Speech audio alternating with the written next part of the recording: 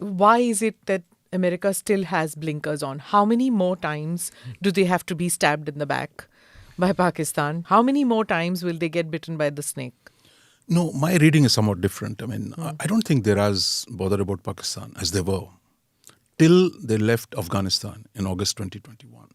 It's really, we have a problem with Pakistan. Therefore, anything little that gets done with Pakistan, we tend to see that as a major kind of US commitment to Pakistan. I think we've seen two things happen in the last 1 year. One, they gave some maintenance grants for the F-16. Second, they've given them some aid for the flood relief. Look, I think we have to shake off our Pakistan obsession in a way, because our economy today at $3.5 trillion is 10 times bigger than Pakistan's at $350 billion. So I think Pakistan is in real bad shape. Right now, they have only $5 billion of reserves, less than a month's imports. Pakistan's economy has never been in such a bad shape as it is. While they'll continue to be a nuisance, continuing to do cross-border terrorism, etc. I think Pakistan, where it was in the 1950s, as a critical ally for the West, as a leader of the Islamic world, as a potential major country in the developing world, to one way, I think they're going around with asking everybody for money. And that's not a pleasant situation to be in. And they found that China could not reverse India's abrogation of the Article 370. They tried to push it in the UN Security Council. MBZ in UAE and MBS in Saudi Arabia, the best friends of Mr. Modi. So this idea that the two Islamic countries will back Pakistan, that has proven wrong.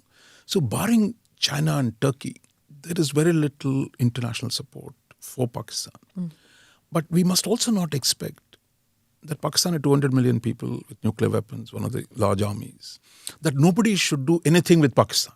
We're not going to be in that situation ever. Our Russian friends were trying. After all, they enticed Imran Khan to show up the day before they invaded Ukraine. So I think Pakistan's location gives it some importance. Which is the only reason it gets importance. I broadly agree. I mean, but in Pakistan's GDP today is less than Maharashtra's in one Indian state. At every meeting of think tanks that I've attended or, spoken, everybody wants the same thing. End the war, end the war, end the war. Do countries see India as somebody who can at least talk to Russia to end the war? But can India ever play a role? I mean, No. And I think our minister has also made it very clear, Foreign Minister Jaishankar, look, I think don't arrogate yourself. Look, we want peace, we want talks. But I don't think there's any illusion in Delhi that somehow we are the brokers of peace. There's only one country that can make peace, which is the United States, which today, if it pulls the plug on arms supplies to Ukraine, Ukraine's ability to fight will go down. And the Russians will only negotiate with the Americans. They're not going to negotiate with the Ukrainians. They're not going to negotiate with the Europeans. They think they're too small. So I think it's really only the US can do it. And at this time, I think they're committed to supporting Ukraine and Ukraine's attempt to regain its territory from Russia. But where this ends, we don't know. There are voices in the US which are calling for a dialogue, which are calling for a settlement. But again, the problem is that, look, it's very easy. Many Indians might tell Ukraine, why don't you just give Eastern Ukraine to Russia and then they'll be happily live ever after. Indians would love saying that, but would not you do that? Would you do that territory. on Kashmir? No. Or give Arunachal Pradesh to the Chinese? Yeah, exactly. Nobody wants to give an inch of their territory, and very few realize that, I think, when it comes to other countries. Yeah, we don't have the strength. We're not the principal mover and shaker in Europe. But we have to adapt to that situation, which is what we are doing. But I think the US debate is worth watching, because in Europe is divided. You have the Central Europeans who have a border with Russia. They're totally opposed to any settlement with Russia that does not give long-term guarantees. What is the guarantee? Russia won't do what it has done to Ukraine tomorrow to Poland, tomorrow to Moldova. So for them, this is not just about, Ukraine, but this is about the nature of Russian power. Their worries about Russia's historic imperial tradition. So they worry about it. But if you're sitting in France or sitting in Germany, they say, yeah, okay, let's find some solution. But Ukrainians are not ready to accept it. So I think that leaves the Americans as the most important interlocutor. On the Indian role, I think realizing this, there are ways, no grand negotiations, and I don't think you want to go there for all the reasons Dr. Raja Mohan said. But there are ways where India can make sort of tactical interventions. And there have been a few cases of this. So, for example, a statement at the G20 summit, which was working with the Russians particularly to get them to agree to a statement. Working on the Black Sea grain deal, which Turkey and the UN primarily brokered, but India played a small role in getting the Russians to live up their end of the bargain. On the denuclearization of, or not targeting nuclear reactors.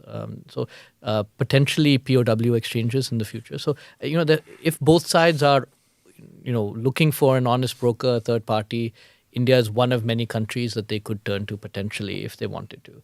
So I think that those are some of the things where India can play a tactical, instrumental role, but I think we have to be realistic about it. You're going to go into a pre-election year. I mean, you're already in the pre-election year. How much longer can they stomach this thing, expenditure and interest? The interest, I think, is, that's fine Will again wane. because No. but that's less of an issue again because they're not US troops fighting there. I think the expenditure will become more of a question, which is, why are we spending 40 billion or whatever, $100 billion it'll be perhaps by the end of the year when we can be spending that on infrastructure at home, on jobs or, on other things But it's or on also- the border immigration. I will add to what the US has gained, for example. I mean, their oil companies are raking it in. Yeah. And even to President Biden has warned them, but they're private companies and they're really making it big. US technology companies are in a big way involved in the war. For example, Starlink, Elon Musk's satellite system, has been very important for the Ukrainians.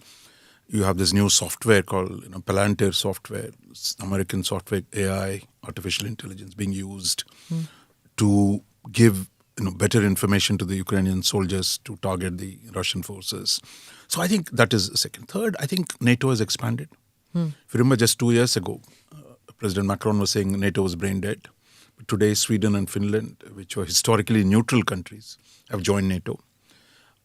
This war has helped America to put pressure on Germany.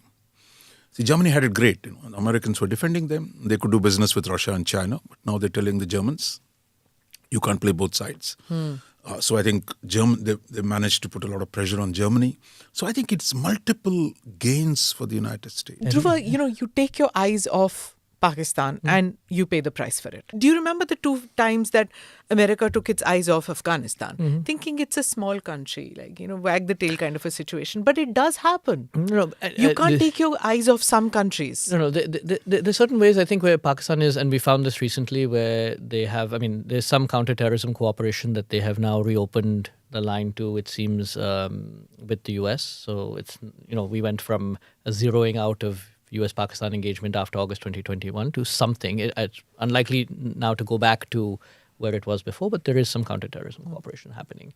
There is the aid relief. There's another factor as well, which is a domestic political factor in Pakistan, which is I think Imran Khan had gone so far in his anti-Americanism that the US sees an opportunity in engaging some of the other actors, particularly as the current government. Let's see how long it lasts. So I think that some of these factors are at play. Now, I think the US sees a little bit of an opportunity to kind of... I think the source of threat to us comes from Pakistan's relationship with China. A Pakistan that becomes subservient to China. That after all, US did not give nuclear weapons to Pakistan. It was China that gave nuclear weapons. I'm not saying take your eyes off Pakistan. Pakistan poses a real and existing threat to us. Even in its weakest moments, it can continue to do damage to our interests. But we must never take our eyes off Pakistan because it's right next to you. There's no way you can take your eyes off.